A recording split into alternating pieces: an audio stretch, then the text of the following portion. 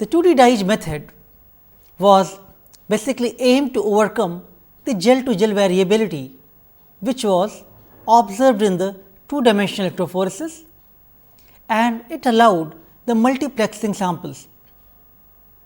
This method was first reported by Unlu et al. In 1997, and this method finally became very user friendly, and now thousands of laboratories worldwide are using this technology to overcome the gel to gel variations encountered by traditional or conventional two-dimensional electrophoresis. So, this method, the Dyes method, involves protein labeling and separation techniques. The optical detection of the proteins is done by using the fluorescent tags, and this method performs the linear detection in the wide range of the protein abundance. So, overall one can expect a very sensitive method for giving rise to very large dynamic range of the protein detection by using fluorescent tags, and this method is giving the multiplexing and separating proteins on one gel. So, it is expected that it will avoid lot of difficulties which are encountered in the traditional 2D gel. So, let us talk briefly about a basic principle involved in Dyes technology. So, we have to discuss how to do the protein labeling, then what is the need for doing the internal standards. So, let us talk step by step. As we discussed, this is the commonly used fluorescent protein labeling reagent for the dyes. The N-hydroxysuccinamide or NHS ester derivatives of cyanine dyes such as Cy2, Cy3 and Cy5 are used in this method. The Cy3 and Cy5 are used to label your control and your treatments. One should always try to do the dye swapping, so that there is no dye bias. So, if in one sample you are adding the Cy3 in control and Cy5 in treatment, in other sample you should do the vice versa. So, the Cy2 remains consistent for doing the internal standard. Now, for Cy3 and Cy5, these dyes, the size and charge is matched, so that the label samples can co-migrate within the gel. Now, I will talk about the labeling methods used in Dyes technology. So, when we are talking about two-dimensional electrophoresis workflow in the last class, we had looked at different type of staining methods currently available, such as Coomassie, silver staining, Cypro Ruby, and in that context I briefly described about cyanine dyes. So, now in this technology, the Dyes technology, those cyanine dyes are used. There are three different Cy dyes, as I mentioned, the Cy3, Cy5 and Cy2. The excitation and emission wavelength of these three are defined. The Cy3 excitation wavelength is at 540 nanometers, emission wavelength at 590 nanometers. The Cy5 excitation at 620 nanometers and emission at 680 nanometers. The Cy2 excitation at 480 nanometers and emission at 530 nanometers. So, these dyes are photostable, they are pH insensitive and spectrally distinct. By using these dyes, this Dyes method can be used. Now, let us talk about different type of labeling methods. In Dyes, there are two different type of labeling methods which are possible. One is most commonly used, the lysine labeling, or other is cysteine labeling. Lysine labeling method, also known as the minimum labeling method, where the charge and size of dyes are matched, there are no multiple labels, and it is known as minimal labeling because it is only labeling the 3% of all the proteins. I will give you the reason why that is we are aiming for very small amount of proteome to be labeled, and that will be covered in the next slide. The saturation labeling is done by using cysteine tagging. So, amino acid cysteine is targeted to label. This is charge neutral and size matched. Multiple labels are used. It is very sensitive and used only for the Psi 3 and Psi 5 labeling. So, saturation labeling is not so widely used, but this is another method one can use for labeling the proteins, and it can be used in DIGE methodology. So, let us talk about the popular method of targeting lysine. So, why to label only lysine amino acid? Lysine is preferred amino acid, as I have shown you in this graph here, the distribution of amino acids across the proteins and their percentage distribution. So, lysine is preferred amino acid to label. Its frequency is greater than 5%. So, statistically almost every protein has at least one lysine residue. So, there is a good probability that your protein will have lysine residue and it will get labeled if you are targeting the lysine. But if that is not the case, one can always try the saturation labeling of cysteines. Now, let us talk in more detail about the minimal labeling or lysine labeling. So, Psi dyes, they react with the primary amino group of target proteins, and the N terminal alpha amino group and the lysine epsilon amino groups, they are labeled by the process of nucleophilic substitution. So, all the available lysine labeling would create a very hydrophobic environment of the proteins. That was the case observed by the original paper derived by Unlu et al. So, to avoid that hydrophobic protein atmosphere, it is recommended to do the minimal labeling of only 3% of the whole proteome. So, that overall it is not very hydrophobic.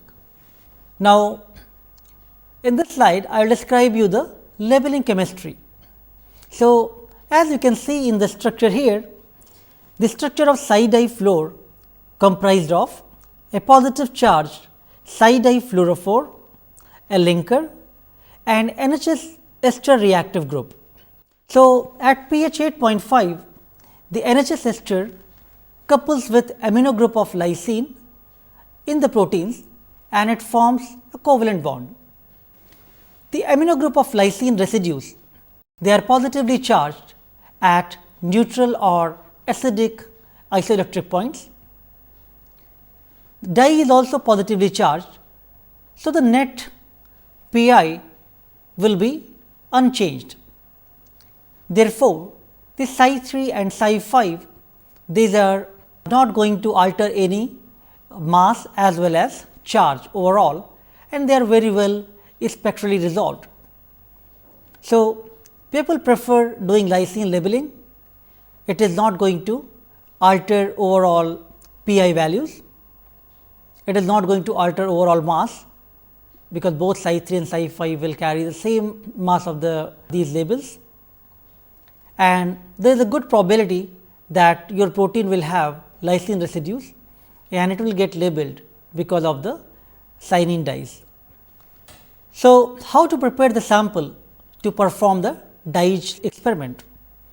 First of all, you need to reconstitute your dye in dimethyl formamide or DMF. The lysis buffer, that is in which your protein sample is going to be dissolved, consists of 30 millimolar tris, 7 molar urea, 2 molar of thiourea, 4% of chaps, and you have to adjust the pH at 8.5. Please make sure there is no IPG buffer or carrier ampholyte, and there is no reductant added in this lysis buffer. Since you want to perform the minimal labeling, you need to add only 400 picomole of Psi dyes in a small amount of protein, 50 microgram of proteins. and during that process the reaction should be performed on ice water for half an hour. If you go back and remember about our previous discussion, to visualize a gel with the Kumasi stain, you need more protein. Even from silver and other stains, you need good amount of protein, but these fluorescence dyes are very sensitive. So, all you are looking for a very small amount of protein, 50 microgram protein quantity is sufficient for performing this experiment. Now, if this reaction of half an hour is done, after that reaction should be quenched with excess of primary amine, the free lysine, by adding 1 microliter of 10 millimolar of lysine.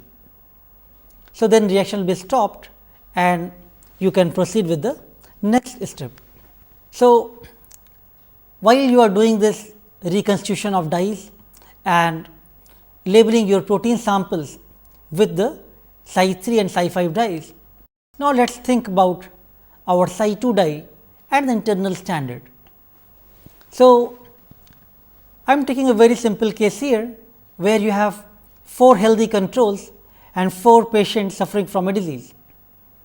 So, to represent all the proteins which are present in each of these samples in healthy individuals and diseased patients, first you need to make an internal pool which is representative of all of these 8 samples. So, you can take 25 microliter from each of these 8 samples and make it to 200 microliter of one pooled sample, which is your internal pooled standard.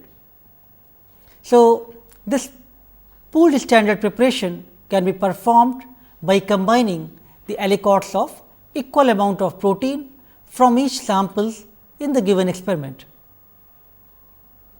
Now, the Psi 2 dye you are going to label with this pooled sample, so that can be used as a internal standard. This internal standard has many advantages, and this is actually one of the major success that how 2D limitations have been overcome. Since every protein is present in the internal pool population, so that is going to be appearing on your gel. So, there is a reference point for each gel already present on your gel, whether it is from any patient or any controls. So, the gel to gel variation will be reduced. Now, gel to gel matching and comparison will be much efficient and easier.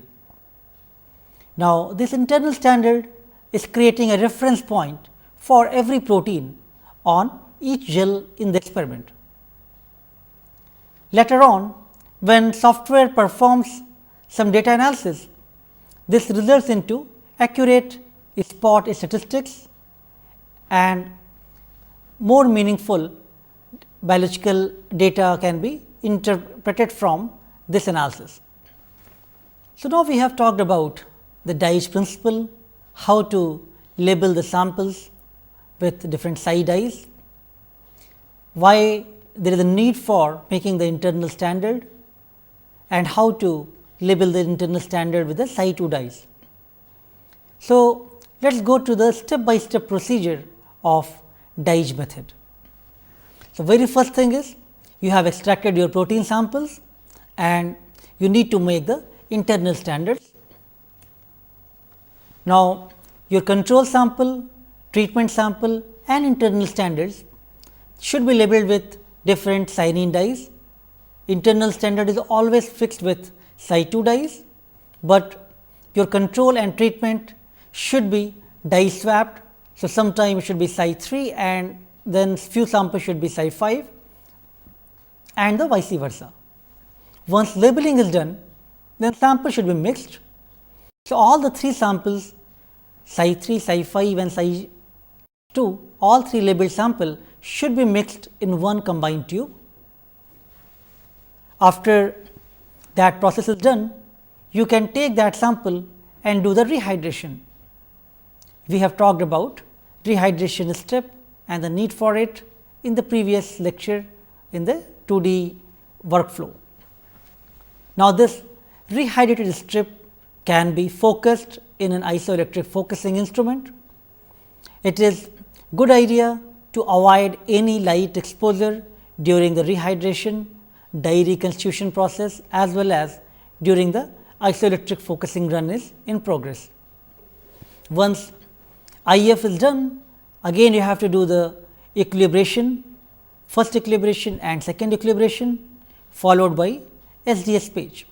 So, overall step as you can see, it is exactly same what one is doing in the two dimensional electrophoresis. Only variation here is that all your control and treatment samples have been mixed together and now they are separated on one IPG strip. Now, this strip is placed on one SDS page gel and all the proteins will be separated in one gel itself, whether it is coming from the control or treatments.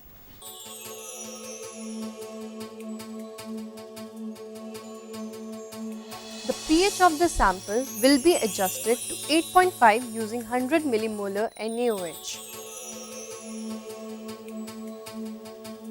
Take out the side dye tubes which are stored in a dark container.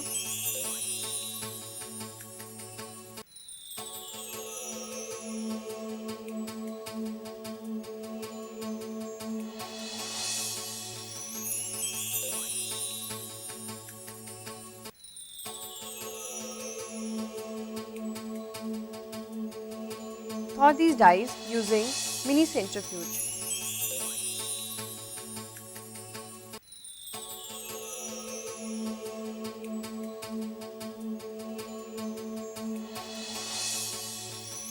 Now, label the tubes properly. 50 microgram of each sample will be separately labeled with 400 picomolar of side dyes.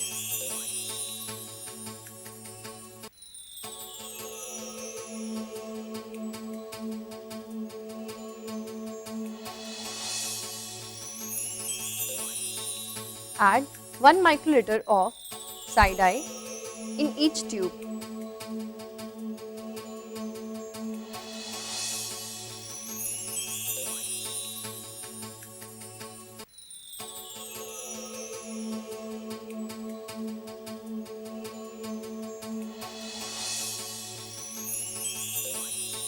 Add 1 microliter of each side dye in their respective tubes.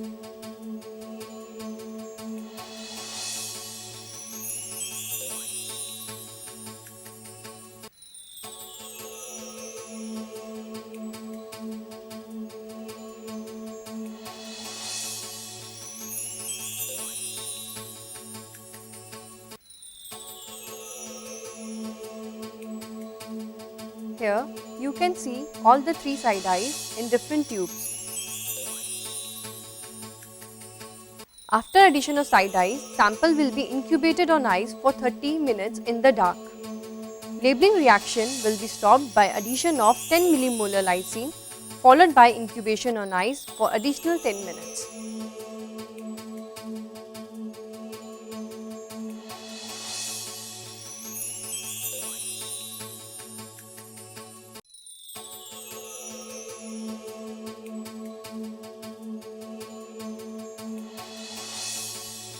Dye gel scanning. 2D dyed gels will be scanned using Typhoon variable mode imager at a 100 micromolar resolution employing suitable excitation emission wavelengths. Switch on the Typhoon scanner.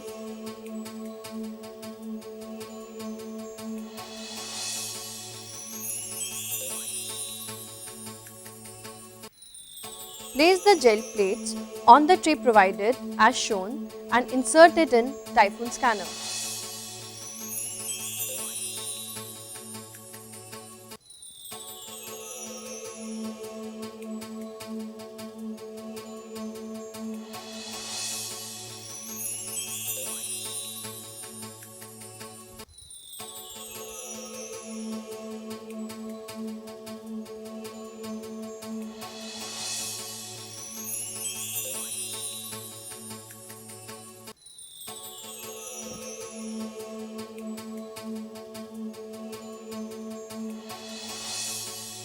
Click on the Typhoon FLA 9500 icon. Click on 2D dyes.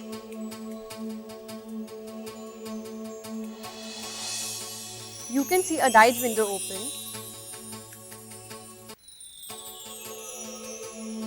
Before starting the scanning, name the file properly.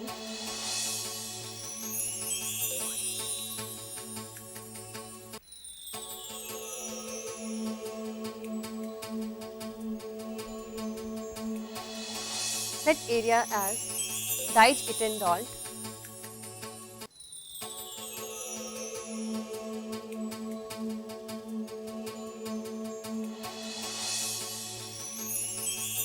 Resolution should be 100 micromolars.